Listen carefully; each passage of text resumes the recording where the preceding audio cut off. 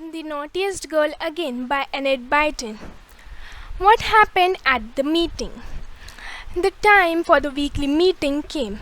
Elizabeth sat down on the form next to Belinda and Joan, longing for the moment to come when she could make a complaint about Robert. Robert sat not far away, his sullen face unsmiling, but there was a gleam in his eyes when he turned to look at Elizabeth. I shouldn't be surprised if Robert doesn't make a complaint about you, Elizabeth, whispered Joan. He looks as if he's got something up his sleeves. I don't care, said Elizabeth. Wait until the meeting hears what I have got to say. William and Rita came in with the mistress and Mr. Jones.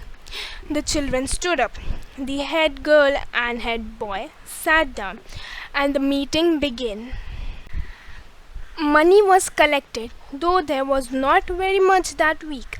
Kenneth had a birthday and had £5 to put in the box. Janet had £1. Everyone was giving their £2, and Mary got 20 pence extra for her weekly stamp. Have you found the lost book yet?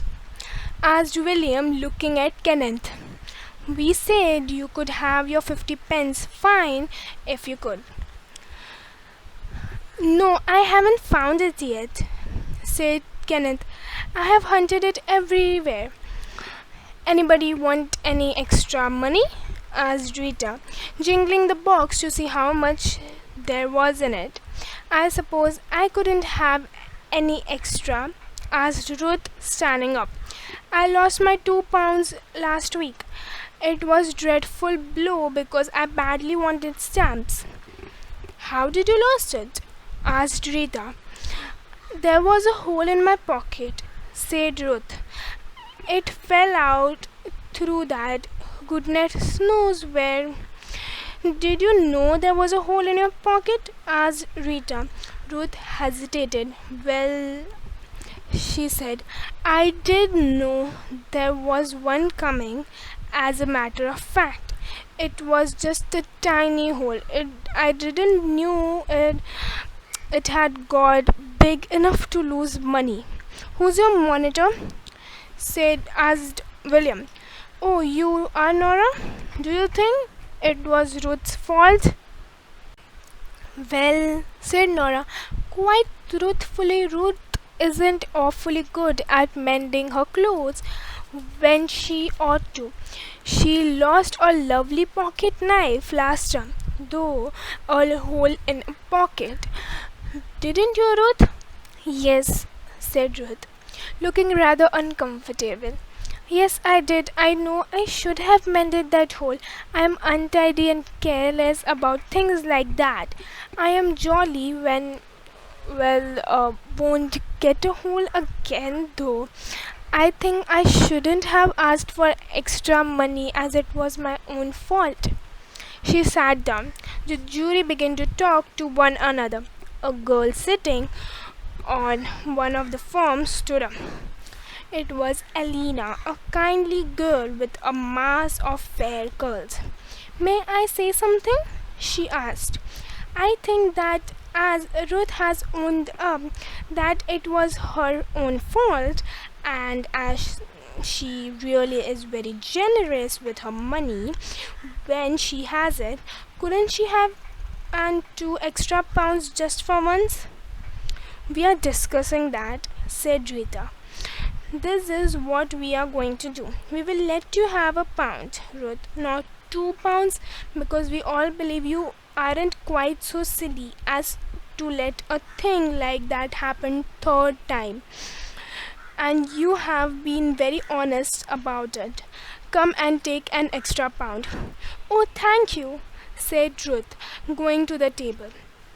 I had to borrow some stamps from Belinda, and now I can pay her back without using this week's £2.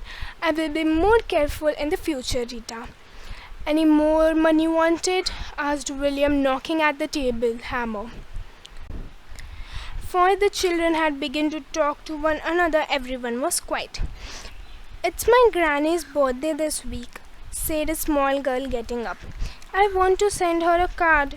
Could I have extra money to buy it with and for the stamp too?" "No," said William.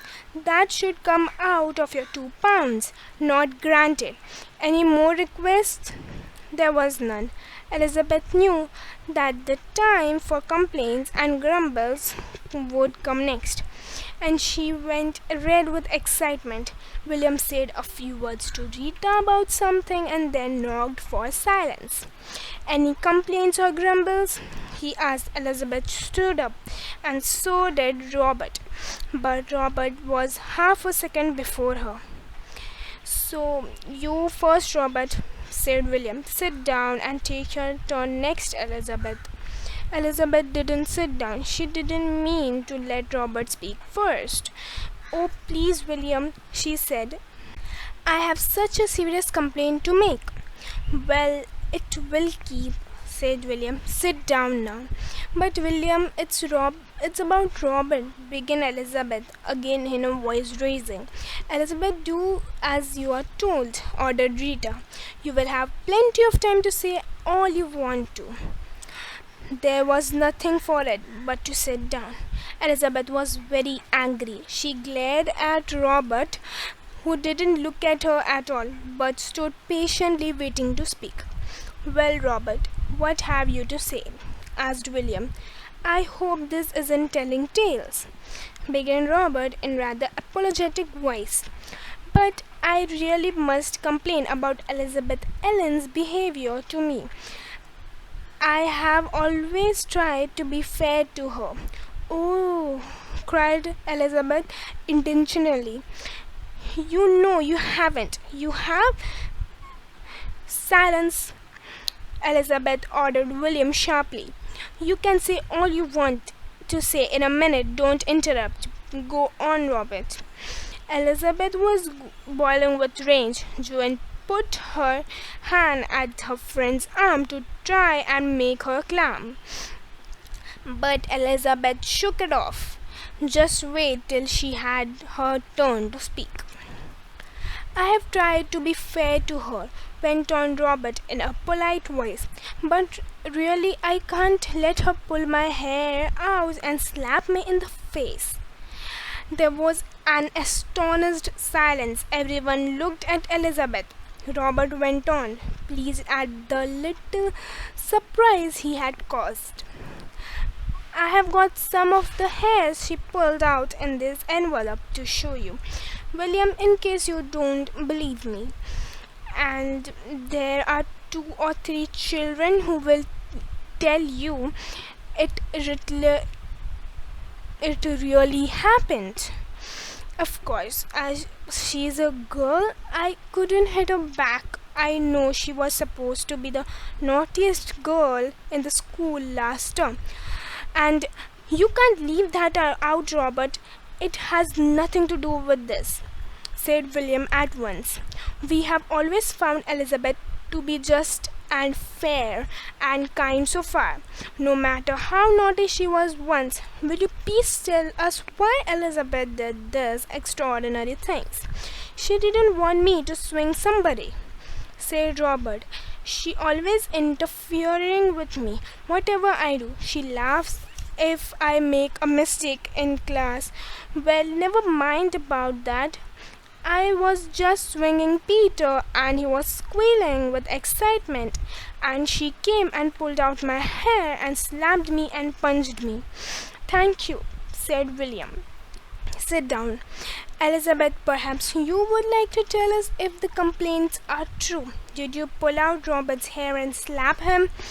Elizabeth stood up, her cheeks as red as fire and her eyes flashing.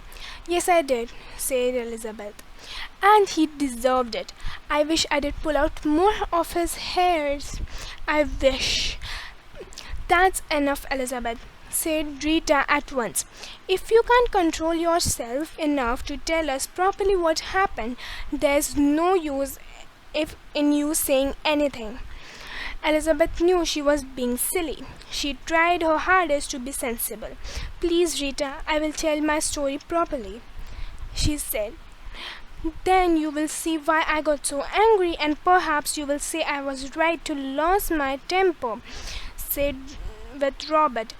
"I was going to see my rabbits when I heard someone squealing out. It was Peter on the swing, and he was shouting to Robert not to swing him so high because he was frightened." "Go on," said William gravely. "Well, I rushed over to stop him, and Robert sent me right over," said Elizabeth, feeling her temper rise again as she told what had happened.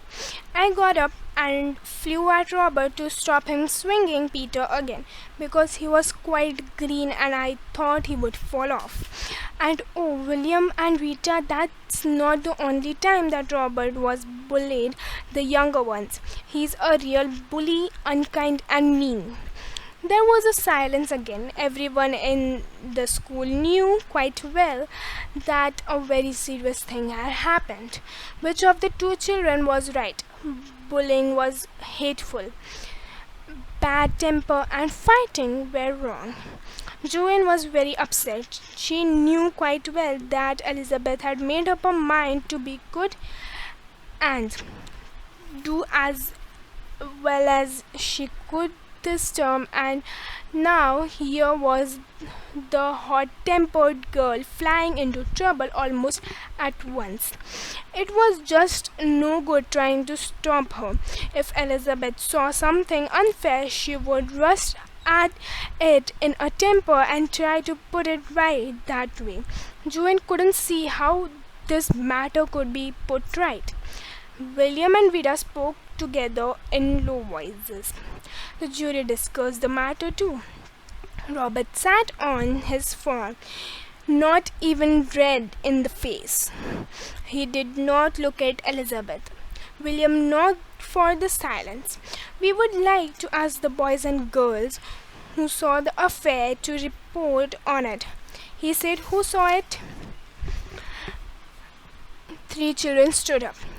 They said shortly that they had seen the hairs that Elizabeth had pulled out and had seen how red Robert's face was when he had been slapped. "Did Robert hit back at all?" asked Rita. "Not that we saw," said Kenneth, and sat down feeling sorry for Elizabeth. "And now we will ask Peter to tell us what happened," said William in a kindly tone. "Stand up, Peter, and answer my questions." The small 9-year-old Peter stood up. His knees shook beneath him, and he felt dreadful to have the eyes of the whole school on him. "Was Robert swinging you high?" asked William. Peter looked across at Robert. Robert gave him a strange look. Peter spoke in a trembling voice. "Yes, he was swinging me quite high." "Were you frightened?" asked William. No, said Peter. "Did you squeal for help?" asked Rita. No, said Peter, with a look at Robert. "I was just squealing for fun, you know." "Thank you," said William. "Sit down." Elizabeth leapt up. "Robert must have made Peter promise to say all that," she cried. "Ask if there are any other young ones who would like to complain about Robert, Rita." Rita looked around the younger children. "Is there anyone who has a complaint to make about Robert?" she asked. "If he has been unkind to you or ill-treated you in any way, speak now." Elizabeth waited for half a dozen children to stand up and speak, but there was a complete silence. Nobody spoke. Nobody complained. What a strange thing! Now, what was going to happen?